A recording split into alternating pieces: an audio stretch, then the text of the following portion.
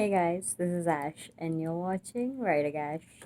So this video is coming from a very different location and it's my book talk for An Invisible Life of Addie LaRue. I literally just finished this book seconds ago. I audiobooked it and I need to talk about it. It was just It was crazy. I didn't like that book when I started it. It was so slow. I didn't like the constant switching between the past and the present, and I wasn't ready for it. And when it hit me, and it hit me. The story is beautiful, and it just could be real. In my head, that could literally be the actual thing that happened based on what the book was like, and it was just beautiful and painful and gut wrenching.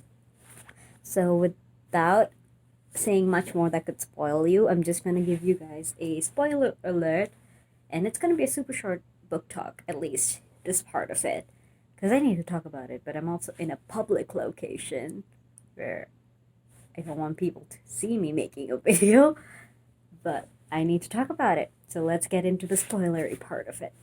So, this book basically follows Addie LaRue throughout her 300 years of life. And Addie is a girl from a small town in France who hates the suffocating life she has. She wants to get out, she wants to live. And her family basically forces her to get married to a guy, which kind of, but also 1700, so that makes sense. But it always pisses me off. But when she left, I wanted her parents to remember. I wanted them to be the only people to remember. So I wanted her mother to be the only person to remember, because her dad, the only reason he was forcing her to get married was because he knew he was gonna die, and he does die literally like the same year she leaves. So I get her dad motivation, but her mother always limits her, right? So I wanted her mother to remember, so she knew that she caused her own daughter to choose the devil, or like the darkness, over a life with a man she didn't love. And just all these different stories with Addie's life. She has lived such a full life, and the ending. I cannot with the ending. It made me sad, but it was also so satisfyingly realistic. It was fantastic, but gut wrenching. I loved Addie and Henry's story. I will say, like, the plotline for Henry was very predictable, and I kind of predicted most of what happened in this book, but didn't stop the gut wrenching feeling when it did end. It was horrid and it was crazy. It was scary.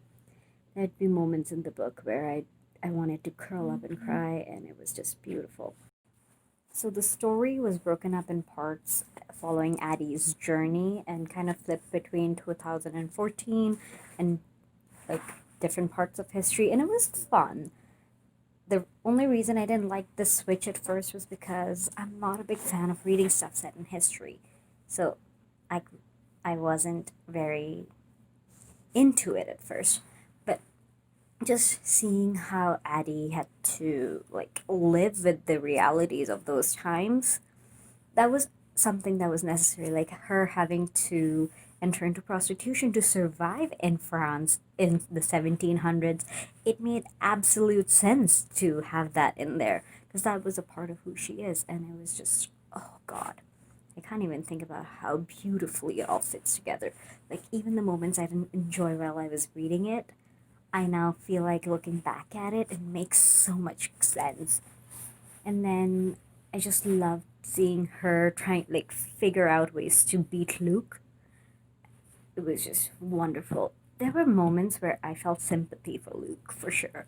Like, he had deluded himself into thinking he was in love with her, and what he felt for her was love. And in many, like, the reason I felt bad for him is because it reminded me of Reason and Fair for a bit. But the big difference between them is Luke was willing to destroy Addie because he loved her, and Reason was willing to let Farah go because he loved her. And Addie brings like even says that, like, if you love me, you would, like, you would set me free, because you don't want someone you love to owe you that way. And in the end, I just the ending. It was very expected. When we met Henry, we knew he could see Addie, and we knew he made a deal. We knew he was gonna die, especially after we saw what happened with Beethoven. Also, I loved how, like, V.E. Schwab kind of sprinkled different historic people into the book. Like, that was quite interesting.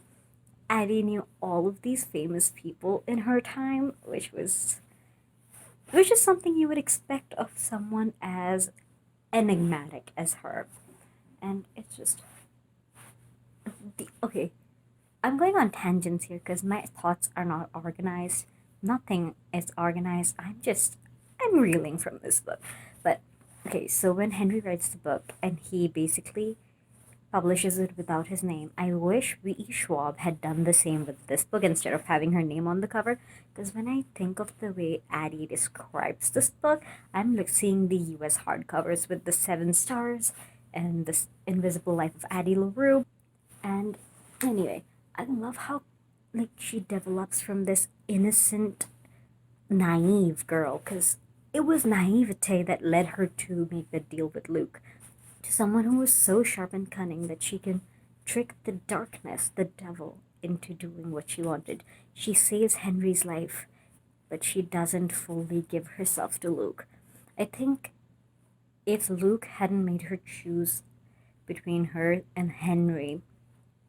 and Henry, there would have been a chance that after Henry's lifetime she might have fallen in love with Luke again. Because if he had shown mercy, if he had shown humanity, his life would have been a lot better. He would have gotten what he wanted. But that's the point. He's not a person, he's not a human, he doesn't have humanity.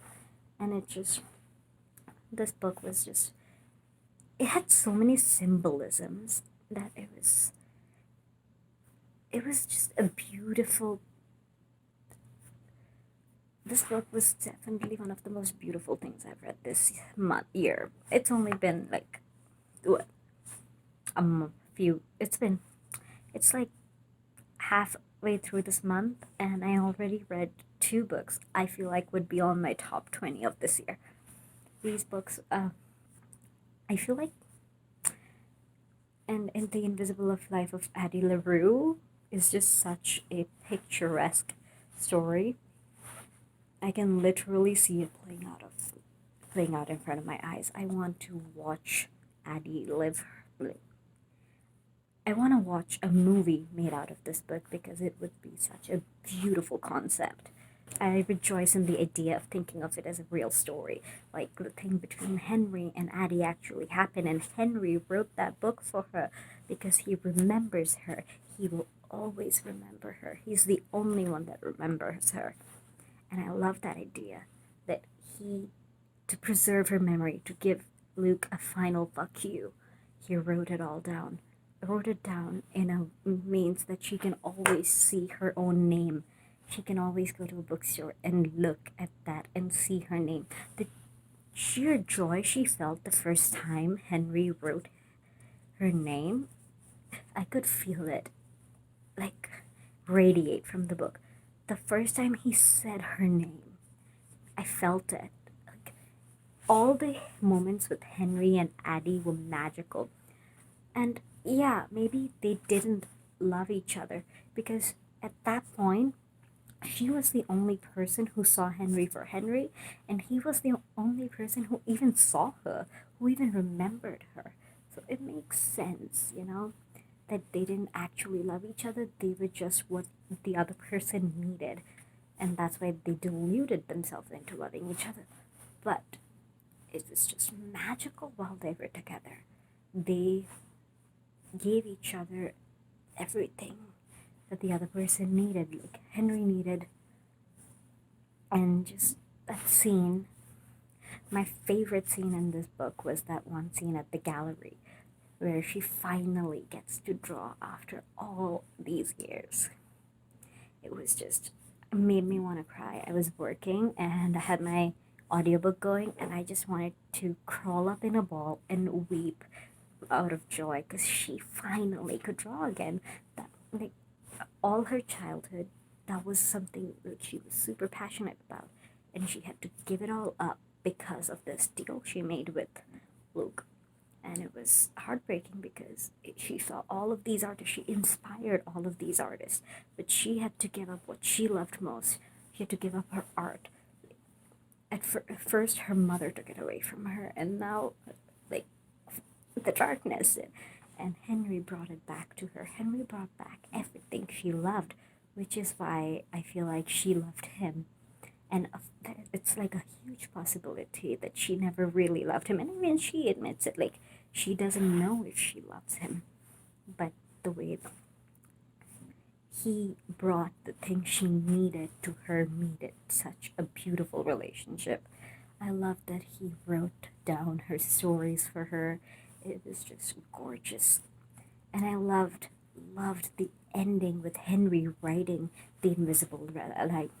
I loved the ending with Henry writing the invisible life of Addie LaRue because no one else could have written that story better. So in my head, this book is not by V. Schwab. It is by an anonymous author who wrote the story about a girl he will always remember and the world has already forgotten. Well, guys, this is an unusual book talk coming from an unusual location and makes absolutely no sense, probably. But yeah, you guys have a good day, and I will see you later. Hopefully, you could hear me throughout this thing.